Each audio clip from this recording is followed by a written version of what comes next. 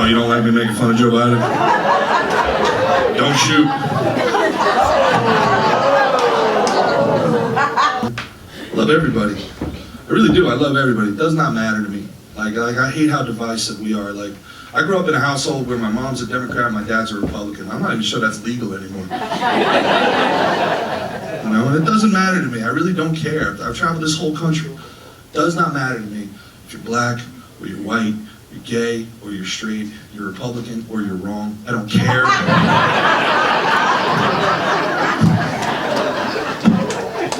just really want to make sure the women hated me. I just felt like they were liking me too much. And I was like, let's pull back again. The truth is, I don't care, man. And the people that used to care about this stuff, they were dweebs. We never cared, right? Like, you were allowed to have a difference of opinion, and that was totally okay.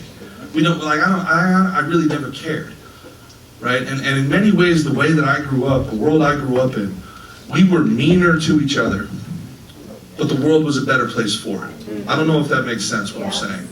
But we were much meaner to each other. My best friend growing up, black dude I played football with.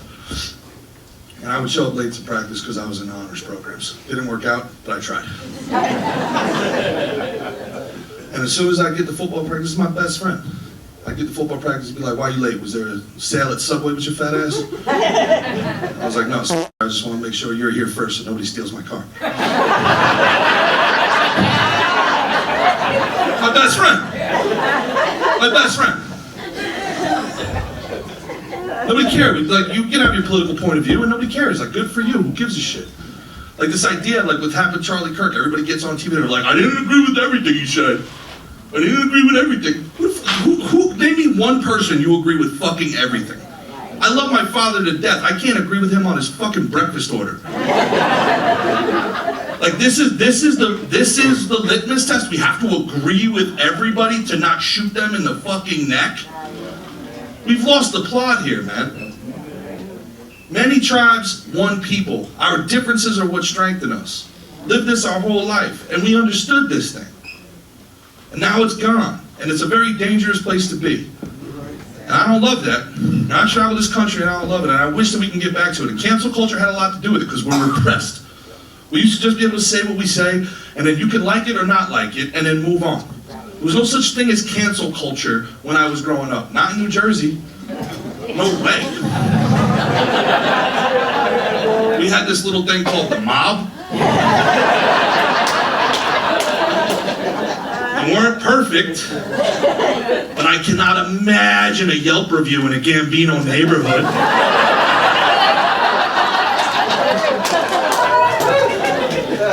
Some hipster douchebag walks into Vito's Pizza, gets out his phone. Oh, I got a tattletale for the whole world. My partner and I absconded to Vito's Pizzeria one dreary Tuesday evening. He had the Villosa Buco, I had the margarita pie. We both agreed the ambiance was lacking. Their fucking thumb would not have gotten off scent before two fucking goons came out the back.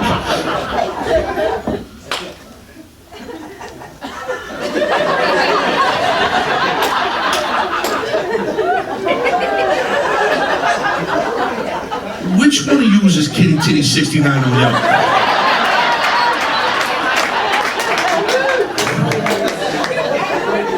There would just be a fucking epidemic of floating fedoras in the East River. You would just see fedoras in the Hudson, and it would be like, oh, another Yelp review. They'll never fucking learn, these guys. There was no cancel culture. You said something I didn't like, something I disagree with, I'd be like, all right. Or if you really said something, I'd be like, hey, go fuck yourself. Like, that was cancel culture. The closest thing we had to cancel culture was, hey, red air, wrong, come on. Well, my girlfriend, man, down in the car, she's a little younger than me because I'm awesome. And strike three for the women, they're out. My boy texts me, man. My boy texts me and it comes up on my dashboard. And she looks at me and goes, what's a baloney tits Eric? I was like, oh, that's my boy, BTE, baloney tits Eric. She goes, that's your friend? I was like, yeah, it was at his wedding. She's like, you named your friend baloney tits Eric? I was like, I didn't name him, what are you mad at me for? I screaming, baloney tits, not me. What are you mad at me for? She's like, how did you name your friend Baloney Tits Eric? I was like, well, you have to know we had a friend group, already had Eric. We got cell phones, we put him in the phone as Eric. Then our second friend Eric went in the phone as Eric the Jew. He's Palestinian.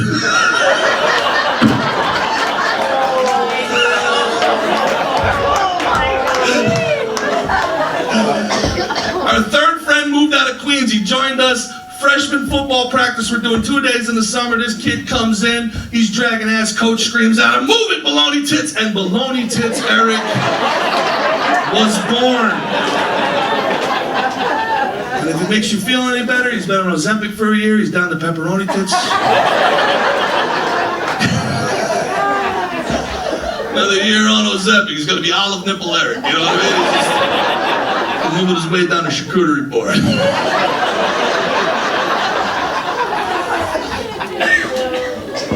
That's my best friend.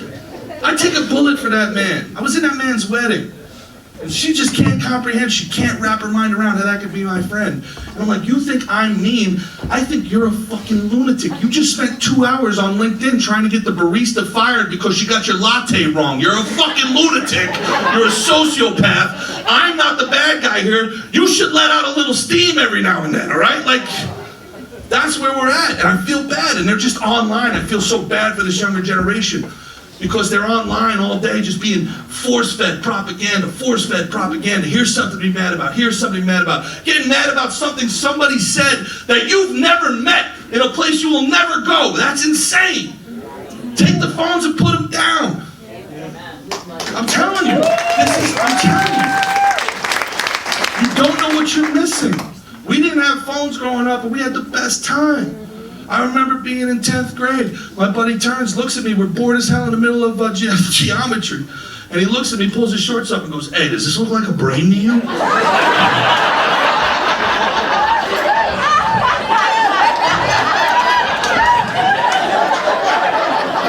That's incredible. How'd you do that? The same kid the next day at lunch, public school lunch, Old Bridge, New Jersey, public school lunch. He's like, "Everybody gather around, check this shit out." And we got everybody standing around the lunch table. And we had this thing, the New York Post. If anybody's ever seen the New York Post, in the back of the New York Post, it was a very popular newspaper, it was sports. And there would always be a big picture of whatever the headline for the sports was in the back of the Post. And this dude pulls out the New York Post out of his backpack like he's Chris Angel. He's like, "I present you." And then he proceeded to lower his shorts and stretch his scrotum 11.5 inches. Which was impressive enough. Then he presses it down on the New York Post, pulls it up, shows us. And God is my witness, Mike Piazza's face is staring at me in the middle of that guy's balls. I can still remember the vein through Mike Piazza's forehead. We looked at this guy like he was a superhero. Like, how did you know you could do this? I mean, just think of the world these kids are missing being on their phones all day. Think of what they're missing out on. And I don't think Republicans get everything right. I don't think they get everything right. I think that they choose arguments they shouldn't use. Like, I think the bathroom argument was the craziest thing in the world. I think that was nuts. What bathroom should trans people use? Like, it's crazy to me what bathroom somebody uses. Who cares? I don't care what bathroom you use. Just wipe your ass. I don't care. No, it's the kids. You gotta be careful for the kids. And I get that. We should protect the kids. But also, part of growing up is we all saw some shit. It's how we grew up. We all saw some things that probably weren't ideal in the moment, but formed a lasting impact on who we are. Like, I will tell you, again, that freshman football, the first vagina I ever saw in my life. I was in 9th grade, went into the locker room, and our senior captain, Steve, came in, gave himself the old tuck under, and goes, "Hey, freshman, you like this? You like this, freshman?" I'm looking at Baloney Tits Eric like, "Yo, you see this shit, Baloney?" Damn, I do like that. What is that? I could get really into that. What is that? You trim that up, Steve. We can work with that, bro.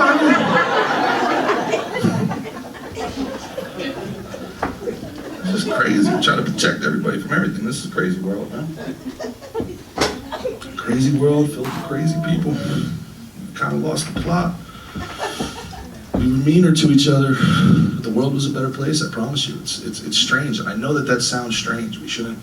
Instinctually, we shouldn't be mean to each other, but at the same time, like, lessons were learned, you know? Like I can't imagine the way these kids talk back to their parents. I can't imagine the felonies my father would have committed. The felonies my father would. If I have one friend who his children call him by his first name. I shudder. I think my dad's gonna hit me every time his kids call him by the wrong name, dude. I'm like, this is too much, you know. I don't think it's healthy. I don't think it's good. But I will say we're much better together than we are apart. Amen. And we are all living the same existence, no matter how different it is. And I'm not saying we're all the same. And I'm not saying everybody's had it easy. There was a girl who got very mad at me in Minnesota recently. And she stood up, she was right there, and she goes, "You don't have the comedy of a privileged white male." I go, "Oh, she thinks I'm funny." "Oh no, white males are still bad? All right, give it another year, I guess. I don't know." The big problem we have in this country is white supremacy. "Yeah, that's why I lock my doors every time I drive past the fucking Bass Pro Shop." "Yeah, okay." "Uh-oh, honey, there's a yoga joint coming up. Put the windows up." It's one that you're gonna laugh at later, but you're not allowed to laugh now. Is that what it is? I've lived everywhere, man. I've lived in Newark, I've lived in Jersey City, I've lived in Brooklyn. There's 99% of all people are good people. Really, truly. Just trying to figure this thing out. And it's not easy for any of us. They got inflation. We got propaganda just blowing us all. Just bomb, bomb, hate, hate, hate, hate, hate. This is who you should hate. This is who you should hate. And somehow, we're still together. They've tried to divide us along racial lines, along gender lines, along sexuality. They've tried to divide us by our political views, boomers versus zoomers. They've tried to divide us in every way they can. And still we are here together with each other. And that's something that we should be absolutely 100% cognizant of. That you guys don't get enough credit for that. They've tried everything they can. And we just respond with, meme, retard. Like, we win. We win. We're winning with love. We're winning with humor and humility. We're winning. We're beating them. And everywhere we go, I'm telling you, I felt for her. She genuinely felt it. I was like, I am absolutely privileged, 100%. I've grown up in the greatest country on earth. I have two incredible parents that clearly fed me. But you're privileged too. And you gotta look at what your blessings are more than what you don't have, because this world just kicks you non-stop. This world beats you down, and if you aren't grateful for the things you got, all you're gonna see is the things you don't. And she goes, I'm not privileged. I was like, you didn't listen to a fucking word I just said. I was like, how old are you? She said, I'm 25. I was like, okay. So you have had the privilege of never having to wake up at 5 o'clock in the morning and wash your face with the same bar of soap your dad washed his ass with not 5 minutes earlier, right? You've had body wash privilege your whole life. I never had a bottle I could squeeze soap into my hand and wash my face. You have no concept of what a privilege it is to not have to start your Tuesday morning looking at a bar of ivory soap that your dad turned into steel wool. And have to be like, ah!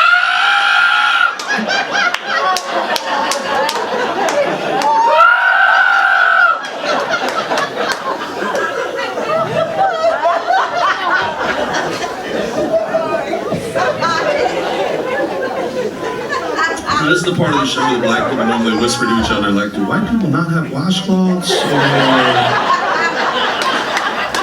And we do, but we use them once and then they sit in the corner of the tub for a week. And by the end of the week before laundry, you're gonna look at that thing being all brown and moldy and be like, yeah, you know what, I choose the pubes.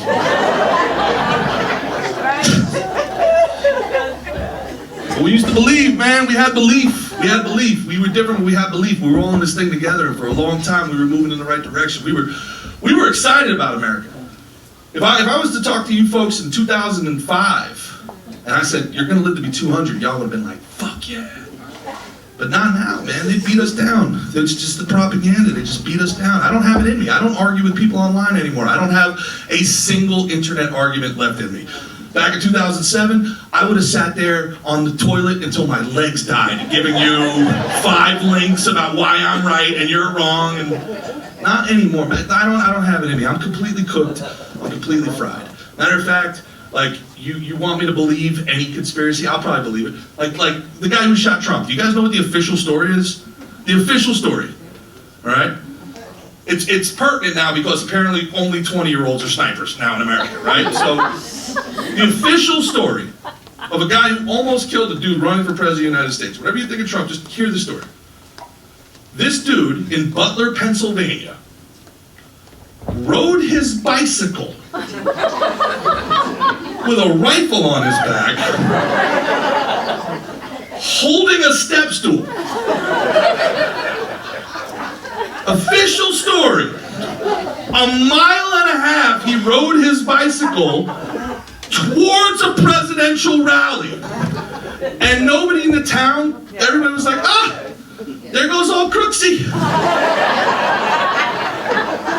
Training for the biathlon, go get him, Crooksy.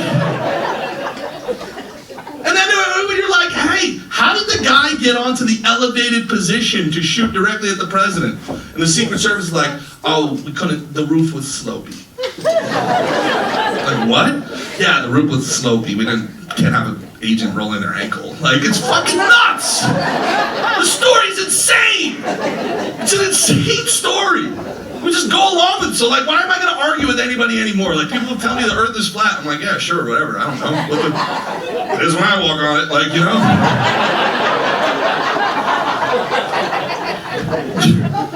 It turns out the Martians killed JFK. Sure, why? You started shooting rockets in outer space. Fuck around and find out, I guess, you know? The crazier it is, the more I am to believe it. You can sit here right now and be like, Beyonce is the best country music singer in America. And I'm like, oh. Of course she is. Give her a Grammy. I'm just cooked. I'm fried, man. I got nothing left. I used to have hope. I used to believe in the future. I used to trust the signs. And then, like, life just gets to you. Like you just start recognizing shit and realize, like, I don't know what these people have been working on, but they're not working on the shit we asked them to work on. Like, we have faucets figured out, guys. Like I don't know, young folks, we used to turn a knob, water would come out, you turn the knob, water would stop. It was a pretty good system, man. Now you try to get water out of any faucet, you gotta sexually assault a robot for 5 minutes. Come on! Give me water, I make poopy, come on! In the airport, I got here, I'm like double fisting robots, like I'm at a Diddy party, like, God forbid you need soap, you should just press the thing, get soap, press the thing, get soap. Now they make you cup the soap's balls. You gotta cup its balls and it nuts, it goes, and you're like,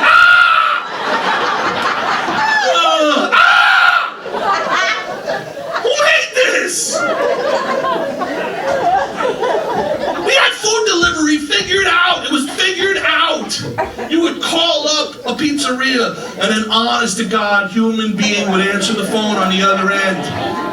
And it would take 30 seconds. Yo, Vito's Pizza, what do you want? I want a pepperoni pizza, 1, 2, 3, my place. Click. That was it. Then they would make your hot and crispy $10 pizza, hand it to a teenager. No Elon Musk, no satellites, no Apple Maps, no Google Maps, no nothing. Just 2 hits of his joint.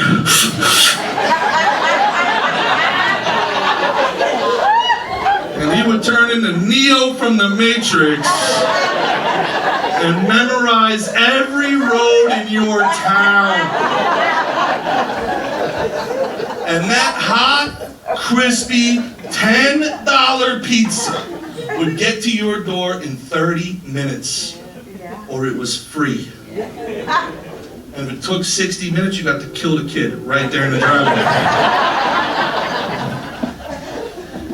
Now you try to order a pizza, my God almighty, you better clear your day. I hope you order a pizza, if you think you want a pizza on Friday, start ordering on Wednesday, man.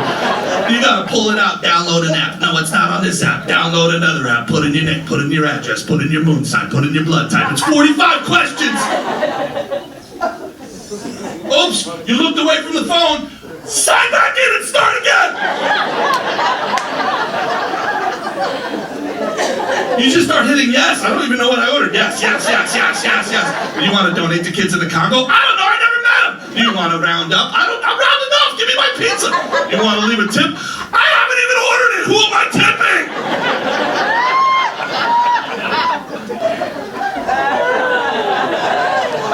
It takes 2.5 hours to order a pizza. It costs $167. Your pizza shows up cold and rubbery, and drink is half empty and tastes like a Venezuelan immigrant. And that's the part of it I like. We should keep that part. I just don't know, man. I just don't know. I feel bad. I don't know how to fix it. I wish I could fix it. I don't know. But I know it's like, I want to live to be 200. I still believe in this thing, and I still believe in us. And I want to live to be 200. My doctor says it's not going to happen. But I mean, what do they know? You know? I want to have hope. I do, you know? And I want to be able to, you know, enjoy these things that we have in life. Because, man, when this thing's going good, it's good, man. But I just, you know, we gotta figure out a way to reach out to each other, to be friends with each other, just to be respectful and cordial. And this idea that I don't agree with everything he said, you're never going to agree with everything anybody says. That doesn't mean that they don't deserve your respect. That doesn't mean that they're not living the same human experience that we are. That doesn't mean that we can't focus on the things we do agree on. That doesn't mean we can't come together. Like, I would love to figure out a way to talk to those beautiful young Gen Z girls I was talking about. I don't know what I would say. I don't have a Snapchat. I've never done a TikTok dance. Like, what am I going to do? I'm going to go up to one of these pretty little girls and be like, hey, you play your cards right, it's going to be you, me, and my CPAP machine later. You know what I'm saying?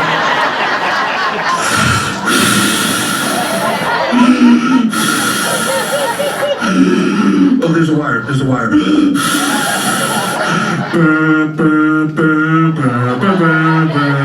I'm Gerard Michaels, man. You guys have been great.